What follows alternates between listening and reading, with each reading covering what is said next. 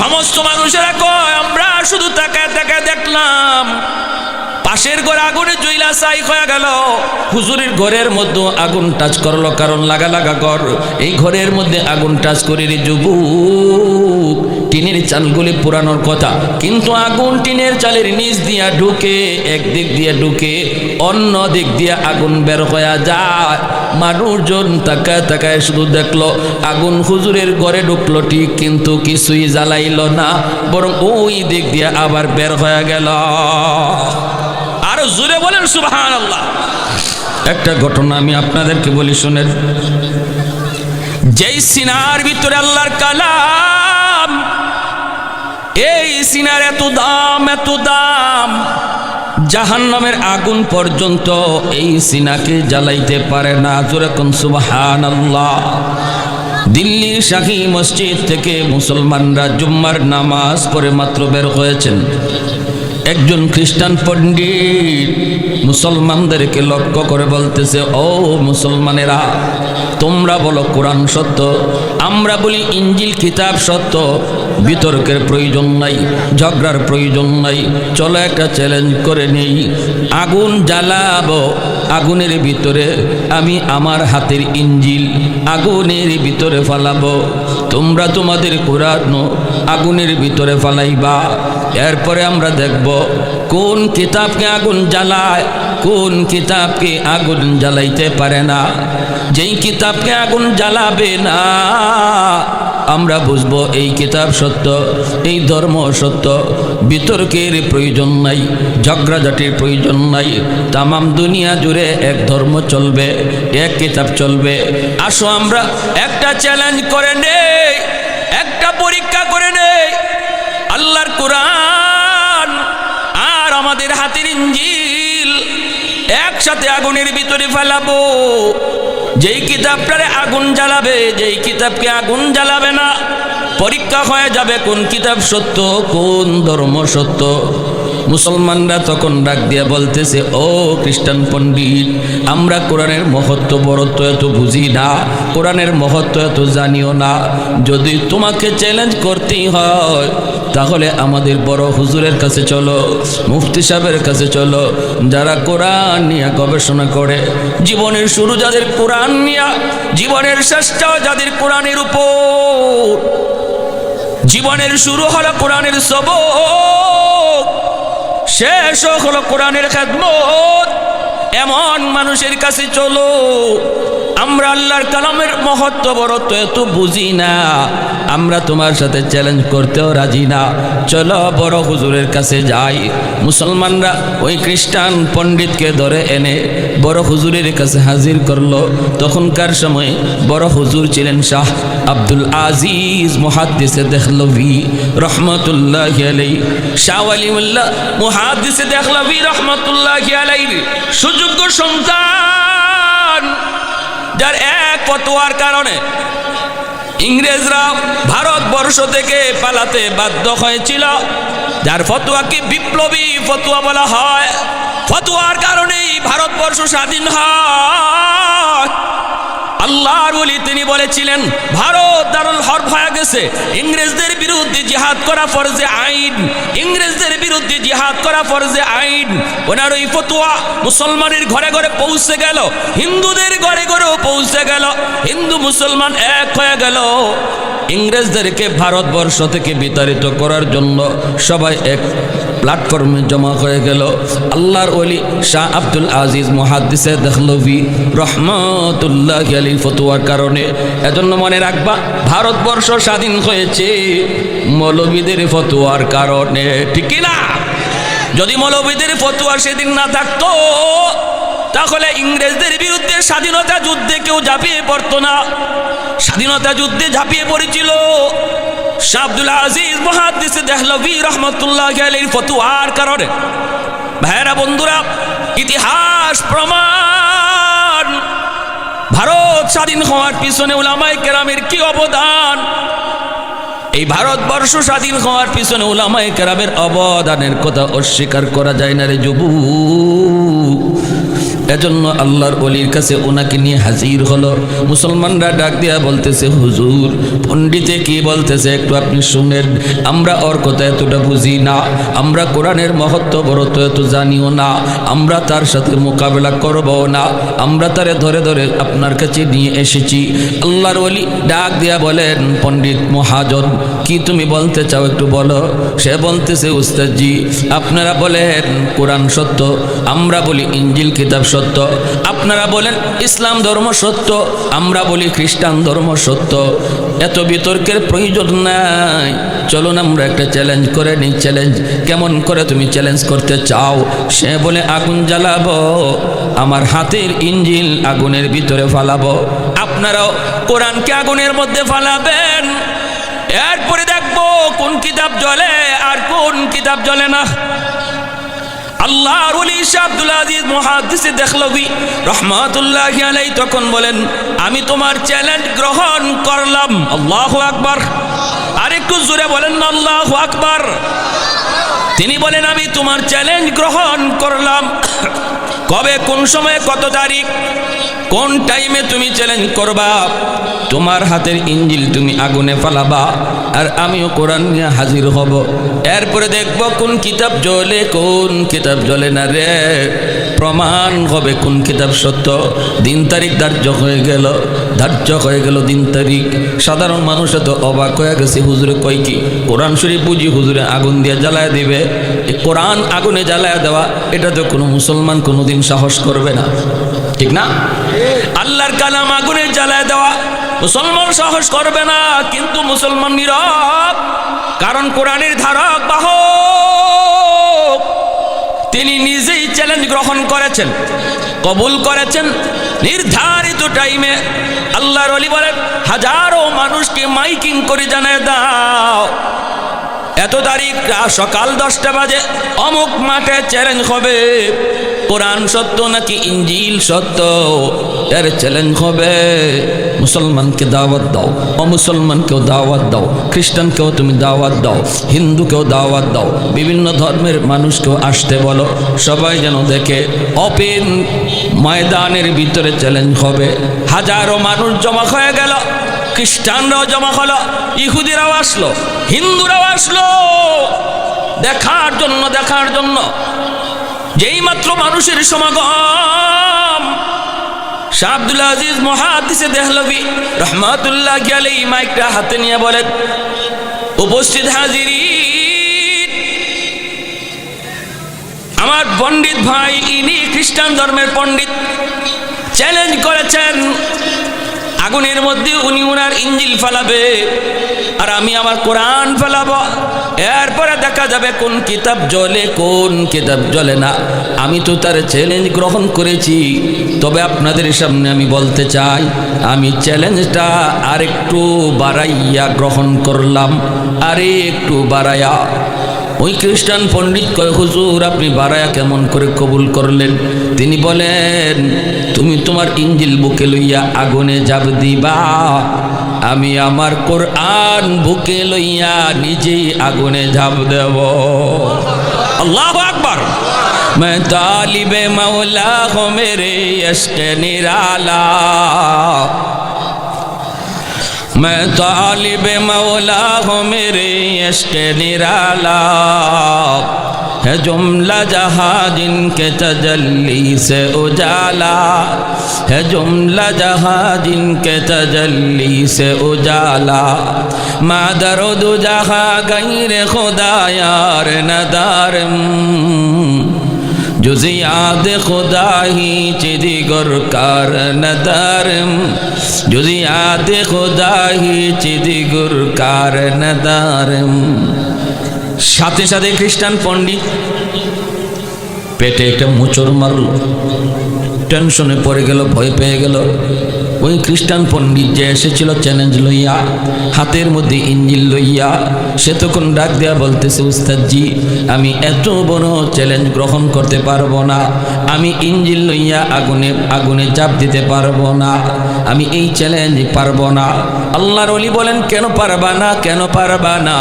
আমি যদি কোরআন বুকে লইয়া আগুনে চাপ দেই, তুমি কেন পারবা না? যদি কোরআন সত্য হয় কোরআনও জ্বলবে না, আমিও জ্বলবো না। আল্লাহু আকবার জোরে কর। যদি আল্লাহর কোরআন সত্য হয় কোরআনও জ্বলবে না, আমিও জ্বলবো না। আর যদি মিথ্যা হয় তাহলে ইঞ্জিলও জ্বলবে, তুমিও জ্বলবে। তাহলে বলো বলো কেন তুমি পারবা না? আমি যদি পারি তুমি কেন পারবা না? বাঁচার কোনো পথ নাই, যাওয়ার কোনো সুযোগ নাই। ওই যে দেখো চতুর্দিকে মানুষ হাজির হয়ে গেছে, একটু ভাগবার চিন্তা তুমি করতে পারবা না। চ্যালেঞ্জটা কিন্তু আমি করি নাই, চ্যালেঞ্জটা তুমি করেছ। এইবার তোমাকে জবাব দিয়ে যাইতে হবে। বলো তুমি কেন পারবা না, কেন পারবা না? কয় হুজুর আমি মাপ চাই, মাপ চাই, মাপ চাই, আমি পারবো না, আমি পারবো না। আল্লাহর ওলি বলে, কেন পারবা না? বলতে হবে তোমাকে কেন পারবা না, কারণ আমার তো ইয়াকিন আল্লাহর কোরআন সত্য, কোরআন জ্বলবে না, আমিও জ্বলবো না। তোমার ধর্মের প্রতি তোমার যদি ইয়াকিন থাকে, ইঞ্জিলের প্রতি তোমার যদি বিশ্বাস থাকে, ইঞ্জিল যদি না জ্বলে তুমিও জ্বলবা না, তুমিও জ্বলবা না। তাহলে তুমি কেন রাজি না? কয় হুজুর মাপ চাই, মাপ চাই, এত বড় চ্যালেঞ্জ আমি গ্রহণ করতে পারবো না। আল্লাহর ওলি যখন বলেন তাহলে বাঁচার কোনো উপায় নেই। একজন মানুষও তোমাকে ফেরত যাইতে দেবে না, সুস্থ দেখে তোমাকে যাইতে দেবে না, জান নিয়ে তুমি বের হতে পারবা না। তাড়াতাড়ি বলো কি বাটপারি লইয়া আইছো, কি ষড়যন্ত্র লইয়া আইছো?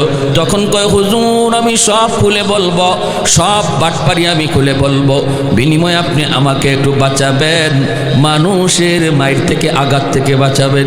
আল্লাহর ওলি কয় আমি চেষ্টা করব, আগে সত্য কথা বলো, ষড়যন্ত্রের কথা বলো। তখন সে মাইক হাতে নিয়ে বলতেছে, হাজিরিন উপস্থিত জনতা, আমি আগুনের ভিতরে ঝাঁপ দিব না, ঝাঁপ দিব না। কারণ হলো আমার হাতের মধ্যে যে ইঞ্জিল দেখতেছেন, এই ইঞ্জিল কিতাব আমি কেমিক্যাল মাখায় আনছি, মেডিসিন মাখায় আনছি। এই ইঞ্জিল কিতাব যদি আমি আগুনে ফালাই, মেডিসিনের কারণে, কেমিক্যালের কারণে ইঞ্জিল কিতাবটা জ্বলবে না।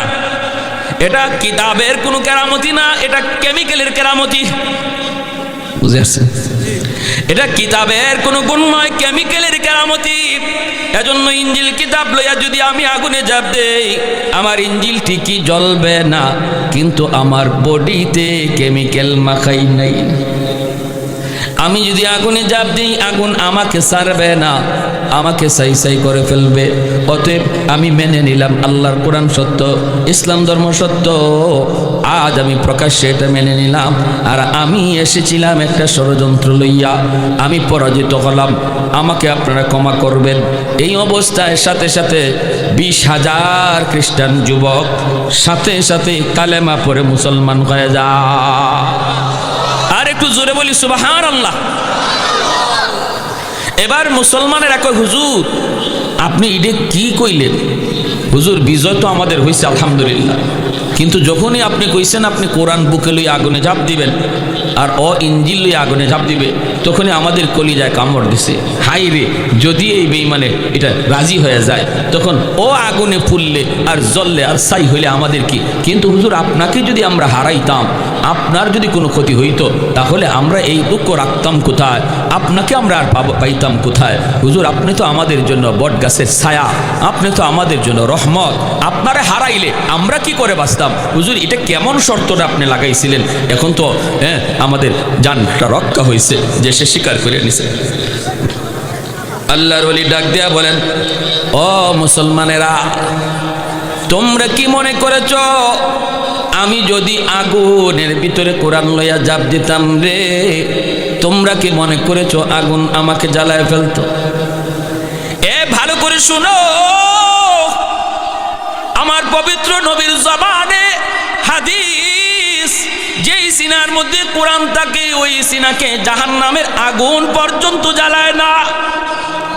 অতএব আমার 100 ইয়াকিন, একশো ইয়াকিন ছিল আমি যদি কোরআন বুকে লইয়া আগুনে ঝাঁপ দিতাম আগুন কোরআনকেও জ্বালাইতো না আমাকেও জ্বালাইতো না বিন্দু পরিমাণ আমার কোনো ক্ষতি হইতো না তোমরা মনে করতেছো আগুন আমাকে জ্বালায় ফেলতো আগুনের কোনো নিজস্ব ক্ষমতা নাই জ্বালানোর আগুনের মালিকের ইশারায় আগুন চলে মালিক যখন ইশারা দেয় তখন আগুন জ্বালায় মালিক যখন ইশারা দেয় না আগুন জ্বালাইতে পারে না নিজস্ব ক্ষমতা যদি আগুনের থাকতো তাহলে তো আগুন ইব্রাহিম খলিলুল্লাহকে আগুন জ্বালাইতো আগুনের যদি নিজস্ব ক্ষমতাই থাকতো তাহলে মুসা কালিমুল্লাহকে তুর পাহাড়ে আগুন জ্বালাইতো এত কিছু এর দ্বারা প্রমাণ হয় আগুনের নিজস্ব কোনো ক্ষমতা নাই আগুন তার মালিকের আদেশে চলে ঠিক কিনা জোরে বলেন উসমান হারুনি আল্লাহর বহুত বড় ওলি খাদেমকে নিয়ে রওনা দিচ্ছেন শীতের রাত হুজুর ওযু করবেন একটু পানি গরম করা লাগবে বলতেছেন বাবা দেখ না একটু ওযুর পানি পাওয়া যায় কিনা খাদেম যা দেখতেছে পানি পাইছে আগুন পাওয়ার ব্যবস্থা করার জন্য খুঁজতে গেল যায় দেখে কিছু মানুষ আগুনের সামনে দাঁড়ায় দাঁড়ায় আগুনের পূজা করে আগুনের পূজা করে আগুনের পূজা করে অগ্নি পূজারী এরা আগুনকেও দেবতা মনে করে এই অবস্থায় খাদেম যা কয় ভাই রে একটু আগুন দিবানি আমার ওস্তাদ যে পানি গরম করবে ওযু করার জন্য ওরা কয় আমরা কোনো মুসলমানকে আগুন দেব না কারণ আগুন হলো আমাদের দেবতা নাউজুবিল্লাহ জোরে কর আগুন হলো আমাদের দেবতা কয় না ভাই দেও না দিলে কি আগুন কমবে নাকি কয় কমবে কি বাড়বে তাও জানি না দিব না এই অবস্থায় খাদেম চলে গেল যাই বলতেছে উস্তাদ জি আগুন তো পাইলাম কিন্তু আগুন ওরা দিবে না কেন দিবে না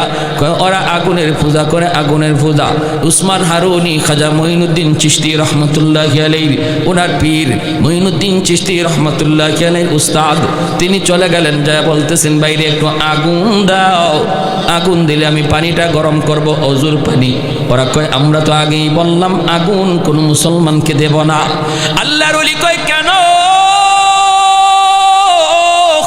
কি জন্য দিবা না কয় আগুনের পূজা করি কেন পূজা করো কয় আগুনের পূজা করলে মৃত্যুর পর আগুন আমাদেরকে মায়া করবে মৃত্যুর পর আমাদেরকে জ্বালাবে না আল্লাহর ওলি উসমান হারুনি কয় মৃত্যুর পর আগুন তোমাদেরকে জ্বালাবে কি জ্বালাবে না এটা দুনিয়াতে একটু টেস্ট করে দেখো তো কেমন আঙ্গুলটা শুধু আগুনের ভিতরে দাও দেখো তোমাদের আঙ্গুল আগুনে জ্বালায় কি জ্বালায় না অগ্নি পূজারীরা কয় মৌলবী তুমি তো আইছো আমাদেরকে আগুন দিয়ে জ্বালানোর জন্য আগুন তো জ্বালাবি আগুনের স্বভাবটাই তো জ্বালানো আল্লাহর ওলি কয় না আগুনের স্বভাবই জ্বালানো নয় আগুন জ্বালাইলে ইব্রাহিম নবীরে কেন জ্বালাইল না মূসা নবীকে কেন জ্বালাইল না অগ্নি পূজারীরা কয় মিয়া ইব্রাহিম বুঝি না মূসা বুঝি না তুমি কিছু দেখাইতে পারবা কিনা একটু বলো উসমান হারুনি কয় তাহলে বুঝি দেখতে চাও সাথে সাথে তিনি ছোট্ট একটা বাচ্চা পাশে দাঁড়ায় আছে রে ওই ছোট্ট বাচ্চাটাকে কুলে নিয়া আল্লাহু আকবার বইলা আগুনের ভিতরে চলে গেলেন এখন তো রাম রাম রাম রাম রাম শুরু হায় রে মৌলবী মরছে মরক মৌলবী জ্বলছে জ্বলুক কিন্তু আমাদের বাচ্চাটার কি দোষ ছিল হঠাৎ করে অগ্নি পূজারীরা তাকায় দেখে না না যেই মানুষটা আগুনের ভিতরে আল্লাহু আকবার বইলা ঢুকলো আগুন তার পাশ দিয়ে উঠতেছে বাচ্চাটার গায়ে লাগে না তার গায়ে আগুন টাচ করে না অথচ তারা আগুনের মাঝখানে একজন এই বাচ্চাটারে তিনি কোলে নিয়ে আদর করেন চুমু খান আগুনের ভিতরে তিনি হাসতেছেন বাচ্চাটা হাসাহাসি করতেছে আগুন তাদের মধ্যেই উড়াউড়ি করতেছে গায়ে লাগে না এক পর্যায়ে তিনি আগুনের ভিতরে অনেকক্ষণ থাইকা আবারও আল্লাহু আকবার বইলা বের হয়ে আসলেন এখন তো অগ্নি পূজারীরা কয় হাই হাই এতদিন যাবত আমরা কার পূজা করি কাকে আমরা ভগবান বলি আগুন তো বড় ভগবান নয় বরং যাকে আগুন জ্বালাইল না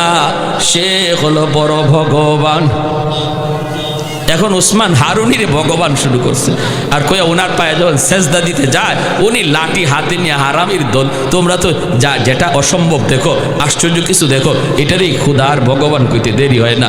নবী বাইতুল্লাহ 360টা মূর্তি পাইলেন। এই মূর্তি, এই ভগবান, এই দেবতা বাড়তে বাড়তে 33 কোটি। কত কোটি? 33 কোটি। তুলসী গাছ, এটাও ভগবান। এজন্য বলি আগুনের স্বভাবই জ্বালানো নয়।